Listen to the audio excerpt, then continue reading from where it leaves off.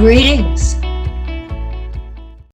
Thanks to everyone for coming out to our group author reading. This reading is brought to you by Strong Women, Strange Worlds, which is a group of authors supporting authors.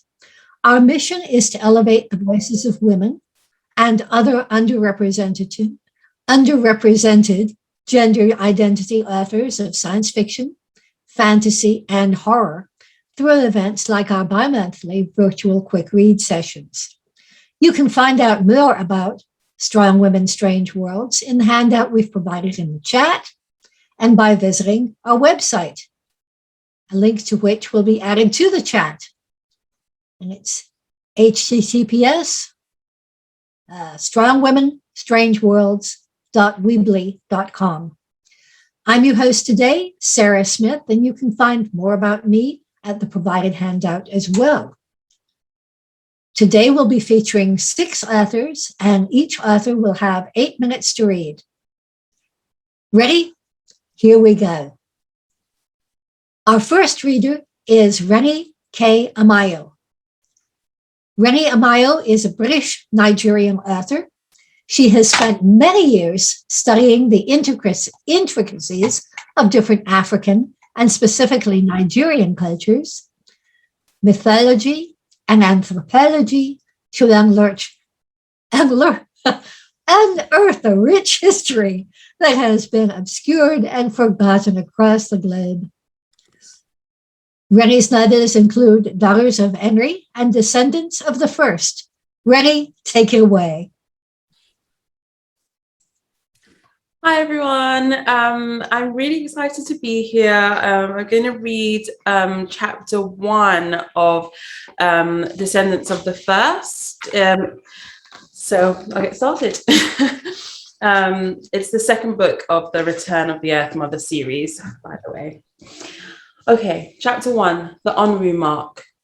Olu's stomach turned as a thin line of crimson formed across his palm. Years spent in battle left him numb to the sight of blood. So why would such a small cut affect him so? Ozo, the Yamusu said, her right hand beckoning to him, but it was the left that held his attention. It held a blood-stained dagger and a time-worn iku. As Olu peered closer, he could see that she was trembling. She was afraid. Olu tended to have that effect on people. Perhaps it was his stature. He stood heads taller than most. His muscles had been beat strong with training, and on his face he wore a scar from a fight he seldom had the stomach to speak of. He knew he could be fearsome on the best of days. He tried and failed to relax the rigidness in his body. This was not the best of days. He attempted to read the woman, but like most Amusus, her face was veiled by a cascade of seashells. Long chains pulled against the flat disc that hung at her neck and extended over her shoulders. Ozo, you need to squeeze, she said, as she drew closer, pausing at every step as though he were seconds from leaping at her. He couldn't deny that he wanted to. He wanted to knock her away and bolt out of the edamity. He felt suffocated under the weight of its curved beige walls, lined with thick woven materials which whispered of the countless evils they had seen. Ozo? Olu's nose flared at her persistence, but he did as she asked. What choice did he have? The girl could not die.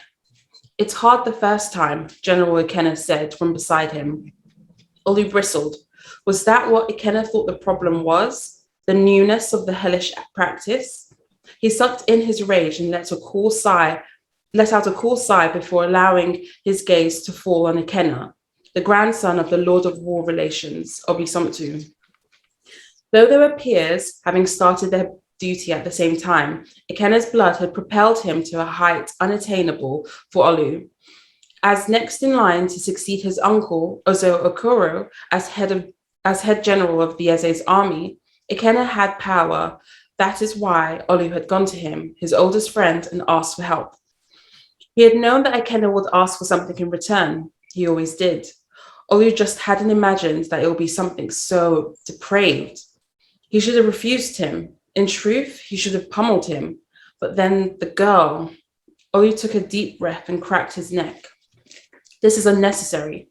Olu said, his voice more biting than he would have liked. He fought to settle his growing rage as he watched a mocking frown on Ikena's lips. Unnecessary, Ikena repeated. Yes, I suppose it is unnecessary to go against my grandfather's wishes and break twins out of the towers. Twins who, according to you, killed Bieze. Olu's head snapped towards the Omusi woman, who immediately looked down to her feet. He felt a sting in his palm. His fingers dug into the fresh wound as he turned back to Ikena. Never, never say those words again. Olu forced the blows his arms wanted to deliver into words. Now was not the time for action. If he acted, he would kill. If he killed, he would not be able to free the girl. The girls, he corrected, as he thought back to the one he had found with Sinai. His mouth tightened at the memory of the girl who wore Sinai's face, the girl who had torn the earth apart almost a sun cycle ago when she had witnessed her village being ransacked by Bieze's men, his men. It didn't make sense for her to be here, nor did it make sense for the girls to still be alive upon their discovery in Eze Ochichiri's quarters. The Eze's law was clear on the matter of twins. They should be killed on sight. Instead, they were apprehended, and reports of flying chairs and winds that cracked the walls clung to the guards' quivering lips. The whispers had instilled fear in Obi Sumtu. It was that fear that had kept the girls alive. Now, all that stood between the girls and death was time. Time for Obi Sumtu to realize that the Eze was dead, and the responsibility of those girls rested solely on his shoulders. Olu had no doubt that when that time came, Obi Sumtu would burn the city of Unri down if it meant vanquishing them. Olu caught a glare at Ikena. No one outside the two of them should have known about the Eze's death. He turned to the Omusu. Would he have to kill her now? He glanced at her neck, slender as a branch of rosewood. Snapping her head should be easy enough, yet the thoughts left a sour taste in his mouth. Damn, Ikena. I gave you my word, Olu said carefully. I will do whatever you ask if you could help me free those girls. An Obara oath is not necessary. Your word is nice, Ikena started as he drew the dagger across his palm before holding it over the Iku. A chill ran down Olu's spine as he watched Ikena's blood mix with his. But sadly, I've been betrayed enough times to know that I can't rely on anyone's word, not even a man with your reputation. Freeing those girls means severing ties, important ties. I would be a fool to do that on your word, he said, handing the Iku back to the woman.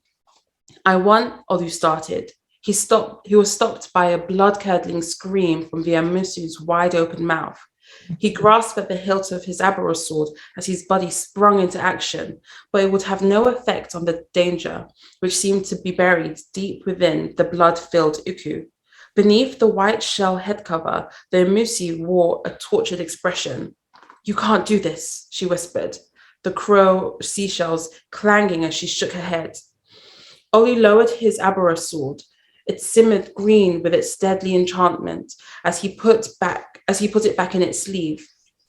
The fear in her voice made the hair on his arms stand up. You can't, no, you can't. Are you broken? Ikena demanded. His voice remained steady, but Olu had glimpsed fear within his slit eyes. Look, the woman said, thrusting the Iku towards Ikena. It bears the Mugwairu and the Onru mark. Death. It means change. It means death. So much death. Yes, the kingdom will find a new ruler. You, Ozo Ikena, you will rule, but the kingdom, death will come over it, as relentless as wildfire. I will be Eze, Ikena said, his voice thick with emotion. Olu frowned. Was that all he gleamed from her premonition? Death, he said firmly. She sees death. Why wouldn't she? Ikena scoffed. We're changing a kingdom. For every mark of change, there is a price. Of course, there will be those that will die. Think of what happened when Eze Ochichiri took power. Olu looked at Ikena as though for the first time. The hunger behind the man's eyes made him want to run away. Ikena, He jutted his chin forward. Who else if not me? My dear grandfather? Gods, can you imagine that? Eze Sumpto? Or better yet, Enri's golden lord, Eze Kuna. Olu held his glare, but he couldn't ignore the pang of defeat at his chest. As lords of war and finance, Obi Sumptu and Obi Akuna were the most powerful Obis, and so the natural contenders for the empty throne. They were also soullessly cruel. Olu, we have a chance here for real change. Despite himself, Olu shook his head at the thought of innocent bloodshed. Nothing could be worth that. Ikena's eyes narrowed. I have no other reason for keeping those murderous curses alive. If you don't go through with this, I will not help you, and your precious twins will burn. Olu's jaw clamped at the thought of Sinai engulfed in flames. The world needs them, he said gruffly. Ikena, friend, you must believe me. No, it is you who must believe me when I say that the kingdom needs me.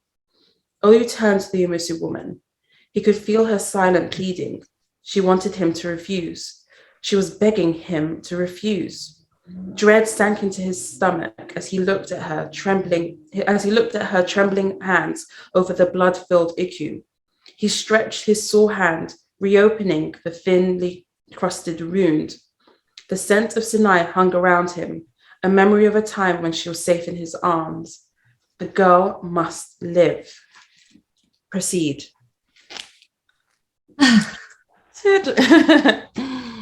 Wow. Thank you. Thank you. Thanks. Our second reader is Sonora Taylor.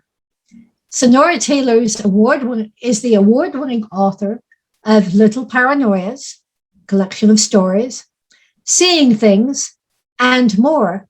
Her work has been published by Burial Day Press, Candisha Press, Cemetery Gate Media, and others. She lives in Arlington, Virginia, with her husband and a rescue dog. Sonora, over to you. All right.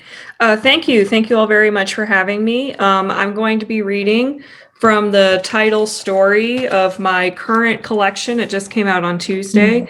It's called Someone to Share My Nightmares. So I'll be reading the opening to that story. Kristen's favorite director was in town.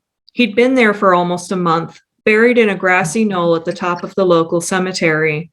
His stone was the largest, a beacon whose notebooks, flowers, statues, and other items left in tribute cast a gilded shadow on the graves that were unknown to all except their families and friends left behind. Jonathan Ransom had not been born in Kristen's town. He hadn't even lived there. But he made sure he'd stay there in death, buried in Thornhill Cemetery in the small town of Creekwood, North Carolina. Ransom's films were haunting portraits of the South, bringing forth that unsettled quiet that most Southerners only knew as a feeling or a sense of innate displeasure with one's surroundings, a quiet anger they couldn't quite place. Ransom manifested that anger into ghosts, shadows, and monsters. He formed them into shapes, created characters that explained Kristen's deepest suspicions about where she lived. His work was celebrated across the country, and his last 3 films had each garnered more praise than the next. Ransom claimed that in Creekwood he'd found his muse, its empty trees, barren even in summer, and blackened creeks that flowed inches deep brought a mood to his films that actors never could. Kristen knew those scenes well, had known them ever since she first entered the woods that Ransom found delightful. She always tried to see him shoot. He was famous for only shooting at dusk or at dawn, and in the quietest corners of Creekwood that even the locals managed to avoid. If she'd had the chance to meet him, she would have been able to tell him to avoid those corners. Ransom's death was called an accident. A local found him at the bottom of a ditch, and his head was bent in an unnatural angle against the stone. Ransom's camera lay shattered next to him, all the film exposed and ruined. No one would see what Ransom saw ever again. Kristen always knew there was something wrong with the woods outside of her house. Its trees bent at odd shapes, and they never seemed to bear blossoms or fruit. Yet they lived, year in and year out. Birds built their nests in their crevices. Squirrels burrowed in their holes.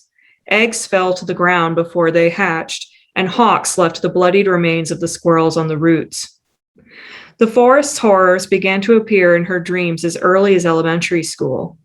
Kristen would fall asleep, and in her mind, she'd wander into a forest that no longer hid behind the trappings of flora and fauna. Between craggy trees stood corpses, their mouths frozen into a scream as their arms and hands stretched to the sky alongside the branches. The leaves on the forest floor were strewn with hair and teeth.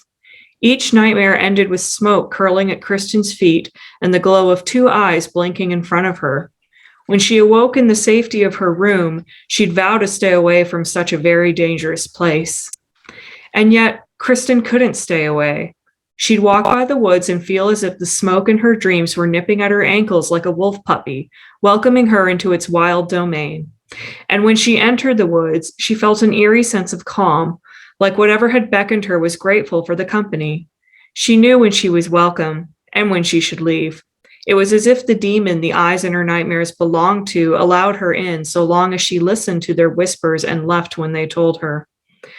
All of his fans mourned his passing, but Kristen also mourned the loss of someone else, perhaps the only someone, who understood those woods the way she had. When Jonathan Ransom spoke of the forests of Creekwood, it had been like listening to her own thoughts made clear. Whenever she'd shared them with anyone, they called her ridiculous or, at best, said she had the potential to write horror. Jonathan Ransom wrote horror, but what made his horror so compelling was his belief in it being real. Not a belief in monsters or ghosts, but a belief in something sinister, something made manifest in the limited ways people could see it. Kristen saw it in her nightmares. Ransom gave her nightmares life. Kristen knew, deep down, that the woods were the woods. She wouldn't give in to the seductive pull of the nightmare of the forest until she told herself emphatically that it was a nightmare, a fantasy she enjoyed the same as any horror film. It was her imagination, one that, until Jonathan Ransom took up residence beneath the grassy knoll at the end of Thornhill Cemetery, she thought she'd shared with someone else. But Kristen wasn't going to the cemetery today. She was going straight to the source of her current pain, the ditch that had taken Jonathan Ransom's life. She walked through the silent woods, quiet even though it was still the afternoon. She carried a rose to leave at the ditch. As she neared the site of Ransom's death, the silence slowly began to slip away. She thought she heard a rustling, but as she got closer, it became a trickle. There were no creeks in the forest, at least not close to here. Kristen entered the clearing where the ditch had once been. In its place was a creek. The stone that broke Jonathan Ransom's neck was now covered by rushing water. Kristen sighed. The rainstorms from the previous week must have left their remnants in the woods. Or else the woods wanted to wash him away from her memory for good. She tossed the rose in the water, then walked away. She'd had enough of the forest for one afternoon. Thank you. Thank you, Sonora. That was marvelous. Our third reader is Kate Heartfield. Kate Heartfield is the author of The Embroidered Book, a historical fantasy novel out in February 2022. Her debut novel won Canada's Aurora Award, and her novellas, stories, and games have been shortlisted for the Nebula, Locus, Crawford, Sunburst, and Aurora Awards. A former journalist, Kate lives near Ottawa, Canada. Go. Thank you very much. I'm really enjoying these readings and I'm very happy to be here. I'm going to read a story from an anthology coming out in January called Trouble the Waters, and I put the link in the chat. It's available now for pre-order, and it looks like a really fascinating anthology. I'm happy to have a story in it. My story is called Lilies and Claws, and the story is about a 10-year-old girl named Marguerite living in the city of Bruges in 1302, and her city is under siege. And if you happen to have read my first novel, Armed in Her Fashion, this is a prequel story to that. So I'll just begin now. The Minnewater, where the Bruges canals opened into a wide expanse, lapped quietly in the moonlight as if all were well with the world. Its sour smell was as familiar as her sister's breath, her mother's bosom. There was no one at the water's edge, and father's boat was gone. Marguerite walked the length of the mooring wall, inspecting each boat. Things looked different at night. Perhaps she was simply not recognizing it. No, the boat was gone, and her father and brother with it. Marguerite turned in a circle, peering down streets and alleys that led to the center of the city. Father and Nicholas were out there. She was a clever girl. She would find a way to get them safely home. In the morning, this nightmare would be over, and one side or the other would be in command of the city. She would accompany father in the boat, as always, trailing her fingers through sunlit water. She bit her thumbnail, staring into the water. The moonlight bounced off swirling ripples at a strange, impossible angle. The canal serpent. Nicholas and father were bound to be near a canal. Perhaps the serpent could help her find them. It would be faster than paddling. Besides, if a twig became invisible upon its back, what else might become so? Marguerite knelt on the stone wall, gripping the slimy edge, watching the swirling waters. In the rippling movement of the swells, she could see the outline of the creature quite clearly. It was long, huge, as broad as a horse. It could carry 3 people on its back. Marguerite asked God to bless her enterprise and untied a good long rope from the closest boat. Her fingers grew cold as she struggled with the wet knot. Next, she pulled the balled up yarn from her pocket, doubled it, and used it to retie the boat. It would not hold, not this disgraceful yarn she had spun, but she had to make some effort. She was a boatman's daughter. It was one thing to borrow a rope and another to let a boat drift away. Now, what sort of knot did one use to catch a canal serpent? She needed an inescapable knot, one that would bind the serpent to her will. She tied an overhand loop, leaving plenty of room. Her hands shook and her knees were cold from kneeling on the stone. She pulled the white feather from her pocket and tossed it into the water. It twirled in the air and landed. As it hit the water, it vanished, neither sinking nor even getting wet. Marguerite drew a silent breath. The pattern of ripples had not changed. Her feather had not startled the water monster. The first time Marguerite threw the rope, her aim was off. The loop slapped quietly on the surface and vanished. Must have hit the creature's back. God's blood. She pulled the rope back, but the creature had begun thrashing, splashing water in a way that made Marguerite suspect it had reared its head. This was a chance. She threw again, and this time the loop at the end of the rope vanished. Marguerite gripped the taut, quivering rope that seemed to simply end in thin air. She braced her feet as the invisible thing reared, yanking her toward the water. "You could pull me in," she gasped, "but then you'd have this rope around your neck and no one to take it off. I take it you don't have fingers. I'm a boatman's daughter. That knot won't work itself loose, especially not wet. It will just get tighter and tighter until one day the long end will catch on a nail or an anchor, and then—" "I know what you want," the creature said in a voice like oil. She was taken aback. "What?" "There are only 2 things any human has ever wanted of me." "Well, I want to know if you've seen my father and my brother. Just like all the others I see. One of the things humans want is to ask me tedious questions. My father's tall and my brother has blonde curls. They might have taken a boat. I pay no attention to the comings and goings of humans."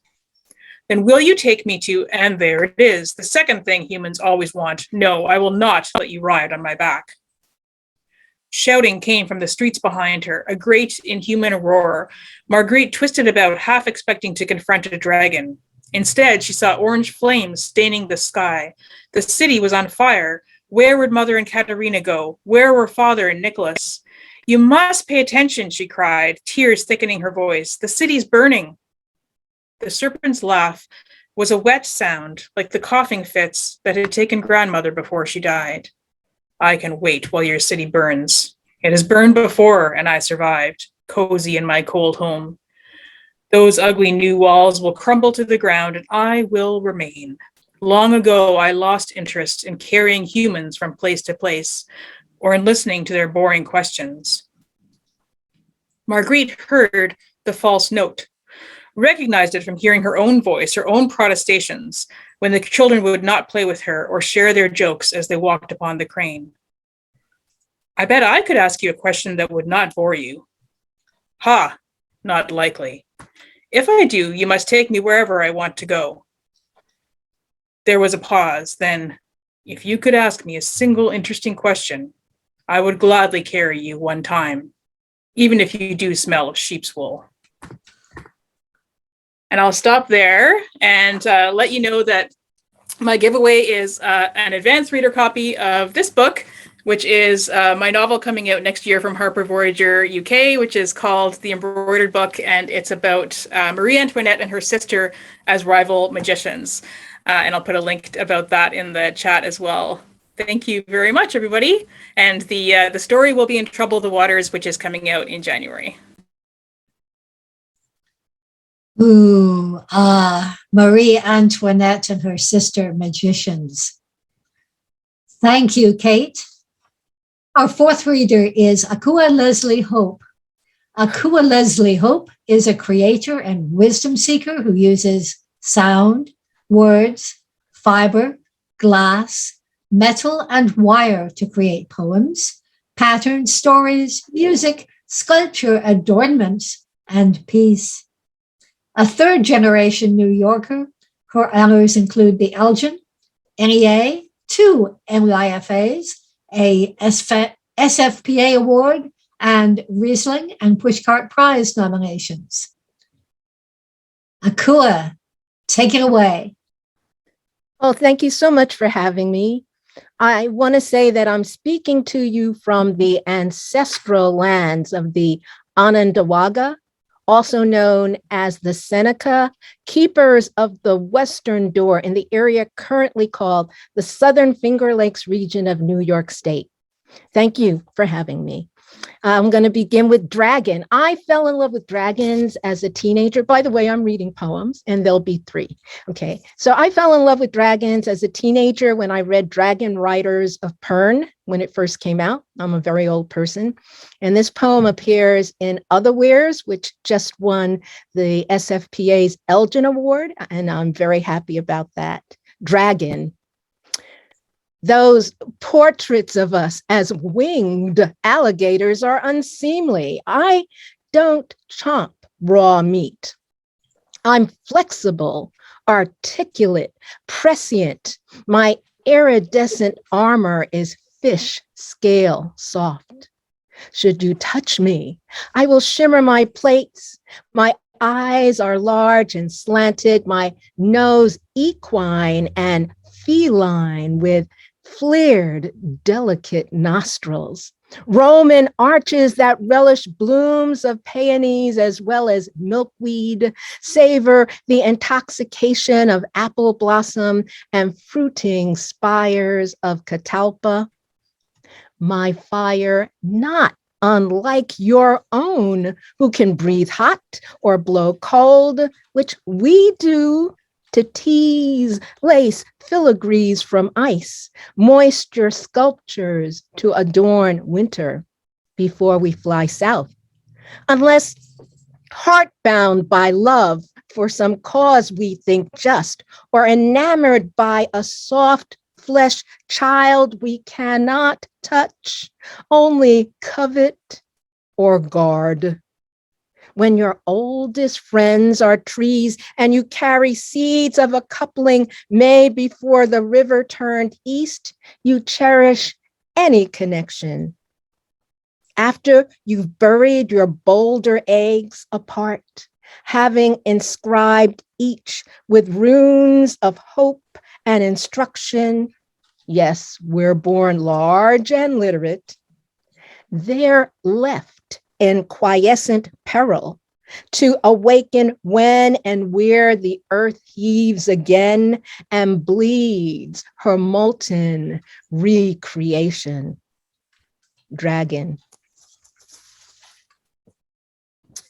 My next poem began with the notion that certain whales live for hundreds of years, and they'd found whales with marks of our primitive weapons on them, with harpoon marks, with scars.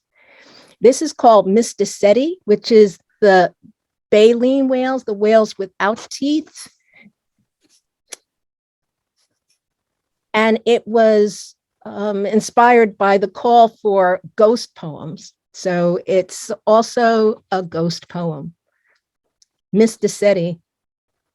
When Inuits pray to the whale, their prayer boat captain lifts his arms, sings aloud that all be kept from harm, that this vessel of life will surrender, relinquish its one self for their many, and that all whale is and carries transforms to fuel their community. Below the blue sublittoral zone, after brine stung their eyes, burnt their skin, filled their noses and mouths, try as they might to float, spread starved limbs on indifferent waves, dreamt of reaching far home shores of palm wine, mask dance, foo-foo. Some embraced the inevitable, others fought with the same outcome. These incarcerated, these enslaved, these forsaken, keel-hauled, shackled, and bound to an alien ledger for insurance, jettisoned into the sea. The whale met the many and recognized their purity of anguish, their longing to rise up and know land again, to see sky and light above the waves that buried them, to breathe free. They reached out to her, exchanged knowledge of a shared cruelty by the same slayers who used without gratitude, killed without hunger, who stole and discarded life for profit. Whale was 100 when she swam by these waiting souls who attached to her like the barnacles she wore, swirling around her until each found the right spot, cemented their remnant of being to her vastness, armored her, informed her.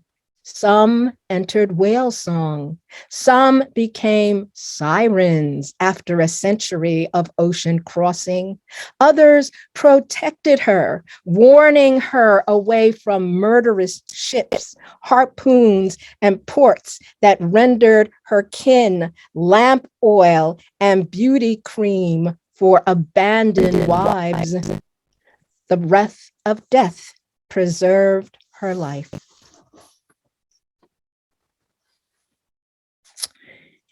My last poem is as Yemaya. Yemaya is a Yoruba Orisha who came to the New World, patron saint in the New World of oceans and rivers, and she's depicted as a queenly mermaid. I have a number of mermaid poems. There's another one, I think. Yes, there is in Otherwheres, there's another. I resonate with mermaids. As Yemaya. When I was paralyzed, my two legs felt as one, sparking something that began below my waist. Disconnected from my will, they floated on their own in a sea of perception, embraced everywhere, sensate and sinuous. I swam up from brokenness into dream, darting in 3 dimensions, as unafraid of up as down, as skillful with left as right. My great lungs fill with air, my long arms strengthen with each sure stroke as I plunge toward my sister, pink and black, leather black, who does not blink as we match motions and dance. And all around me, light from water crossing foremothers who did not fly, but swam and sang across hidden valleys and buried mountains as humpbacks do, all around the globe at once, in a chorus of continuance, history sharing like right whales who survived their Holocaust, carry memory for hundreds of years, outlived generations of miscreants and murderers, unforgotten wounds now mere tattoos and testament to what endures.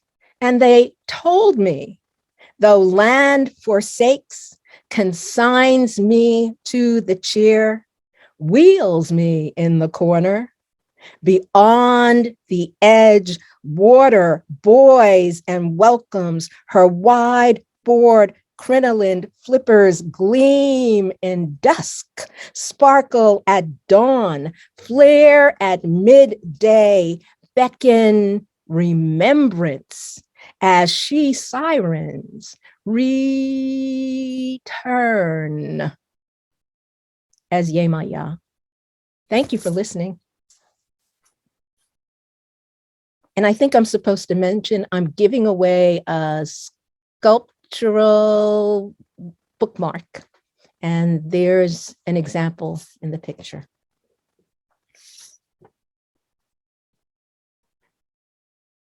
Our fifth reader is Christine Lajewski. Christine Lajewski is a writer, retired alternative school teacher, naturalist at Mass Arbor, and a haunt actor. Her published works include novels Jator, Bone Belly, and Erring on the Side of Calamity, as well as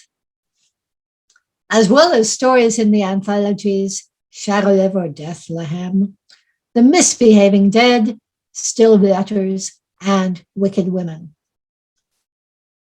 Christine, it's all yours. So I'm going to be reading from Erring on the Side of Calamity, which you can win a copy of if you fill in our surveys.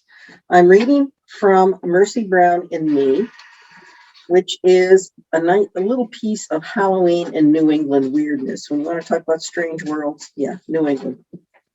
This is a very short memoir. I'm only 14, not that much to tell, and I'm only covering the past 15 months. I don't have a lot of time either, just a few hours until darkness falls and midnight comes. Mercy Brown is my best friend. Let's start there. I'm writing this on the last day of October 2016, and she died in 1892. No matter, we are good friends. She's lonely like me, and no, she is not a vampire.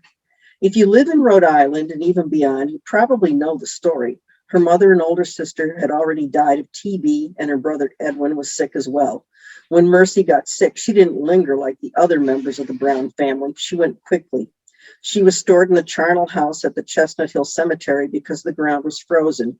Edwin got sicker, and it looked like he was doomed. Out of desperation, her father and some friends opened the hut to inspect his daughter's body. It looked to them like Mercy had been moving around. To them, it could only mean she was a vampire. They cut out her heart, burned it on a rock, and fed the ashes to Edwin. With medicine like that, I guess it's not surprising that he died too. I met Mercy 1 year ago, but what made us good friends happened earlier that summer. I never really liked kids my own age, too immature. The friends I did have turned on me. I would have preferred to hang out with my 18-year-old sister Gina, but she usually didn't want me around. Probably she was worried I would tell Mom what she did with her friends. But every once in a while, I got lucky. One of those times was when she had to pick me up from the art fair at the junior high school. It was November 1st, the Day of the Dead, and she had a carload of people.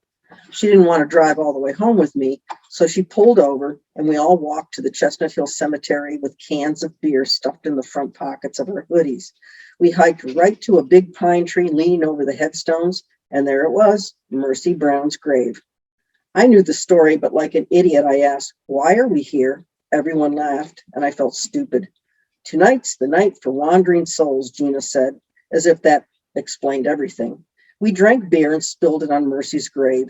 Gina's friends left nips of vodka and peppermint schnapps. They scattered pennies around the tombstone. I didn't understand that either, but I wasn't going to ask. They all began to drift in different directions, hoping to run into Mercy, I guess, but I stayed to examine the grave goods. There were crystals and the devil card from a tarot deck. I saw a pass key from a local motel and a torn photograph of a guy, someone's ex-boyfriend, I suppose. There were 2 headbands with springy alien bobbleheads attached. I was only 13, but I could see that this poor dead girl was whatever people needed her to be, starting with her dad and continuing to present day.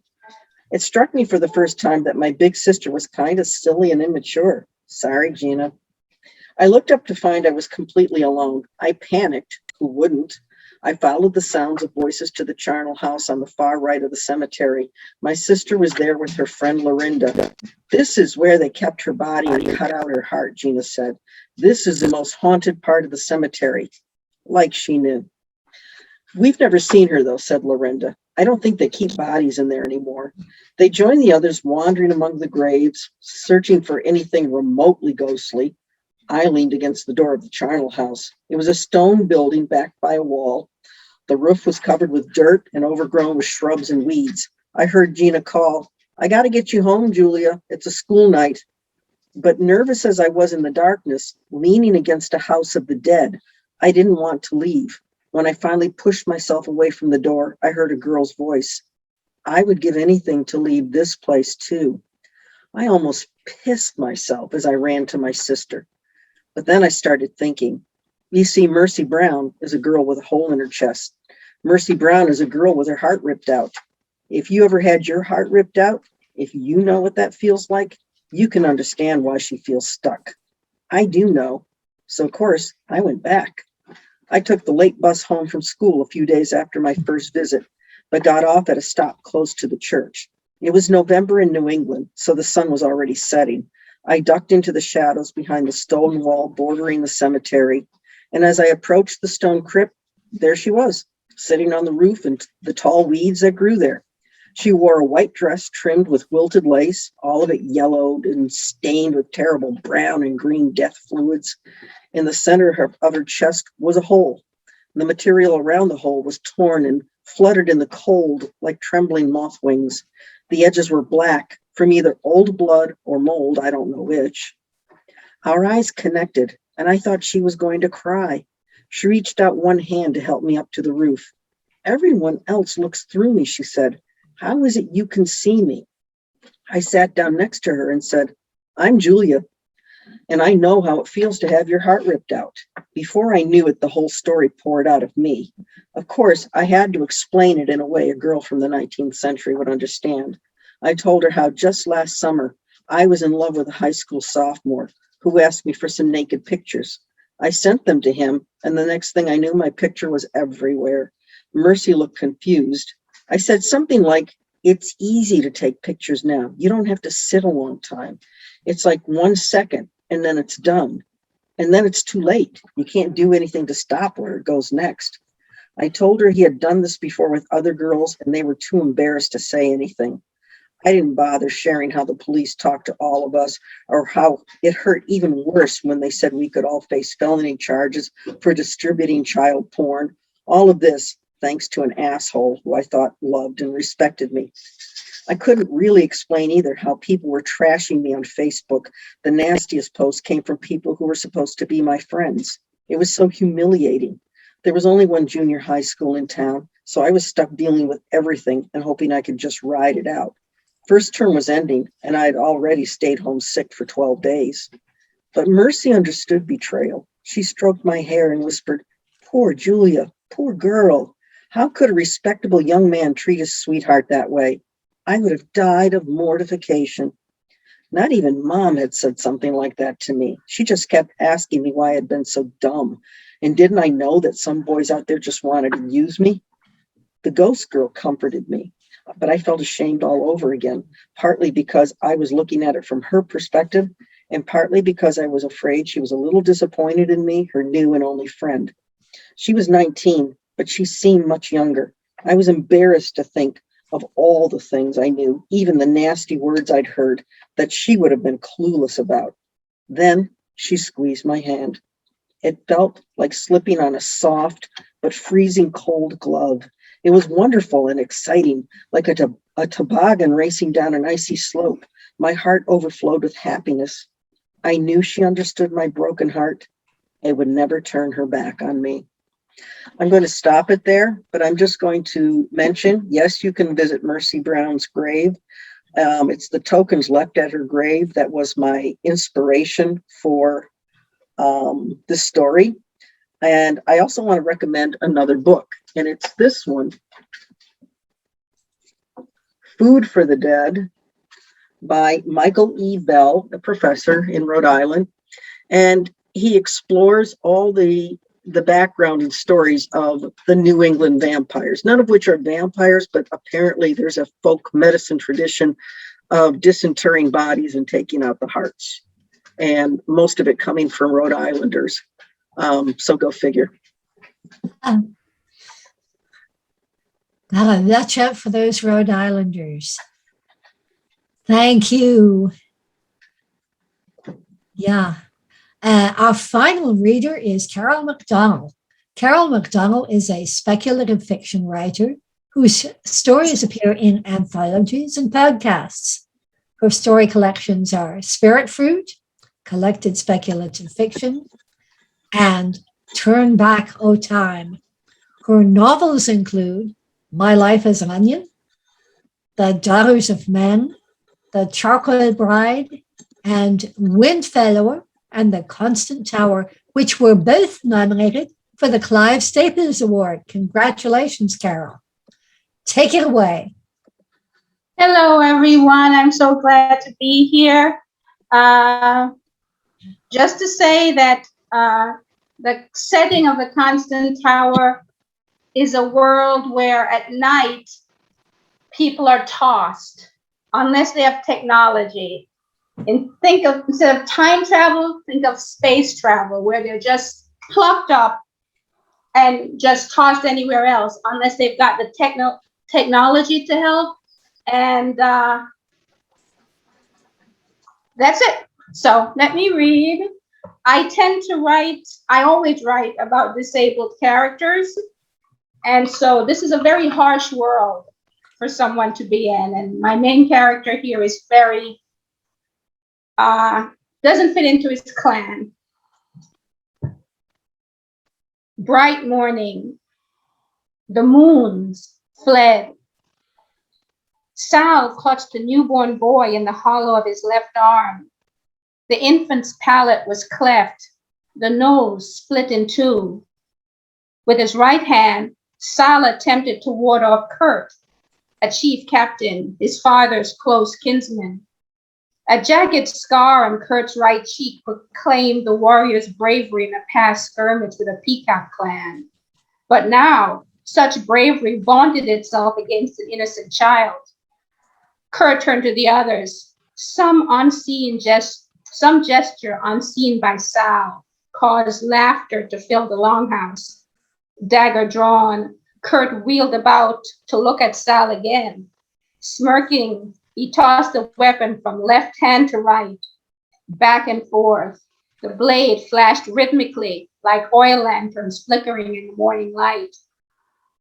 Tears trailed down Sal's cheek. Again, Kurt's relentless teasing. The 10 years away from his clan, studying with the master of the winter sea should have given him a thicker skin. Nevertheless, he turned to his father. King Nahas, father. Queen Hinnis, mother. Allow the child to live.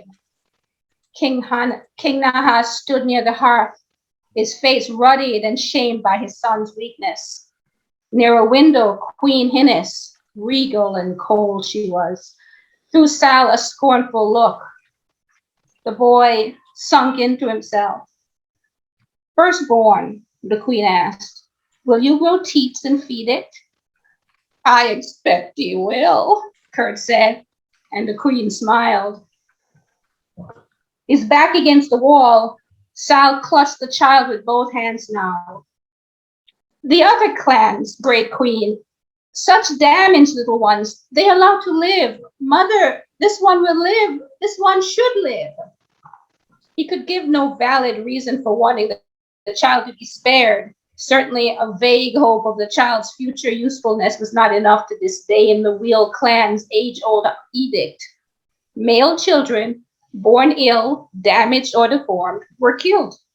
Mercy generally did not triumph over the cruel tradition. Sal's father, nature blessed Nahas. chief of the royal longhouse, king of all wheel clans, had mercifully allowed Sal to live. Yet again, Sal told himself, the error of that mercy is being shown to all. Sal pushed past shame. They will not think you weak, father. Nahas, this child might prove valuable to our clan, as I have, father. Am I not valuable, father? Tears clouded his sight as he waited for the king's answer. Am I not loved, father? He wiped his eyes with his forearm and pointed to his clubfoot, the mark of his ignominy. He lifted the twisted, shriveled left leg, a thing he always hid. I have lived, Nahas, and have proven myself. Am I not a competent studier, father? Deft in all tongues, skillful in all natural lore, including tower science. The child in his arms gasped for air, a half-hearted, fitful cry, hurting its own cause. Yet it must have desired life, for it turned its head from Kurt's dagger and buried its face in Sal's black studier's tunic as it grasped his thumb. The king spoke to Kurt and not to his firstborn, his voice impatient, but not unlike Innis, cold. Kurt, take the child. Darkness, as Sal closed his eyes. Darkness, as he pressed his back against the wall, wishing it would swallow both himself and the child. Light again when he lifted his eyelids and looked at Narena. Narena, she who eyed all damaged children with a shudder, glared at him in silent scorn.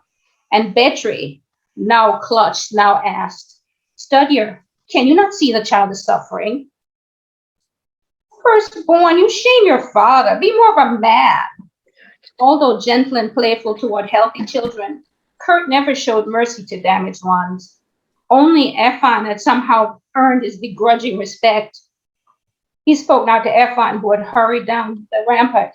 King's favorite, tell the firstborn this isn't a battle he'll win. Cloud, Sal begged Ephon. Plead for me. Plead with your mother. Tell her you have lived. You have thrived these 15 years. He held his breath, hoping Ephon, King's favorite, would help his cause. Ephon leaned forward, whispered in Sal's right ear. Well did our master nickname you Storm, for you blow both good and bad away. Look now, did they not grant you time to use soothing farmer to kill the child? More than that, you did not ask. Little though that mercy was, you should have taken it. Now, morning docks us in this unexplored region. Our studier tasks await us, and the child still lives. Let Kurt take it outside. Ephon held a warning finger before Kurt's face, spoke as if he, a studier, was a warrior's equal. But, warrior, take care you kill the babe quickly and mercifully. Ephon reached for the newborn, but Sal clutched it tighter. Let me send it from this world, Sal pleaded. I'll use Farmer to soothe it softly and swiftly into a painless death. Please, I will. The hands of his fellow studier gently pulled the child from his own tightly clenched fingers. The newborn was turned over to Kurt. Sal leaned against the wall, his arms empty. Once again, he lost the battle against traditional good sense. The child's cries faded as Kurt carried it from the longhouse. Throughout the gathering room, women, children, warriors, even the other 3 studiers stared at Sal. Sal took several deep breaths. He placed his empty hand on his left leg. What will the others see when they look at me? A petulant ghost dragging its lame leg away in defeat. He glanced at the hearth, then at the residential corridor to the left of the gathering room. No escape there. Other warriors had awakened and were walking toward the hearth. He looked in the opposite direction, the passageway known as the chief's corridor. There, past the chief studier's room with its glut of pharma, past the royal chambers, past the grain storerooms, the armories, and the ice rooms with fermented meat, the solitude of the stables awaited him. There, on the farthest edge of the longhouse, he could chew himself into oblivion on toma bark. He could be bowed and cowed by sleep. In dreams, he could forget his ignominy. Except, he reminded himself, a toma-racked body was not a body a studier should have. and the firstborn should not hide his grief in enslaving farmer. I am still firstborn of the Wheel clan. Even so, wouldn't it be better to be cast into the fearsome night rather than live with this people? That's it. And I'm giving away to anyone who asks my collected stories, Spirit Fruit. Some of the stories you're going to say, "Oh my God, Carol, you're a master. This is so great." And some of the stories you're going to be like, "Oh God, woman, what were you thinking?" But on the whole, it's a great collection. So glad to be here.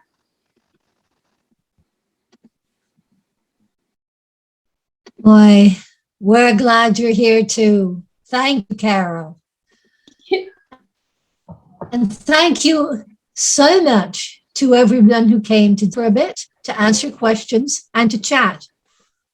Please don't forget to fill out the feedback form, especially if you then enter, and be sure to grab the handout with all the author's information from the chat or find it on our website. Our next event will be November 5th at noon, United States, Canada, Eastern Time.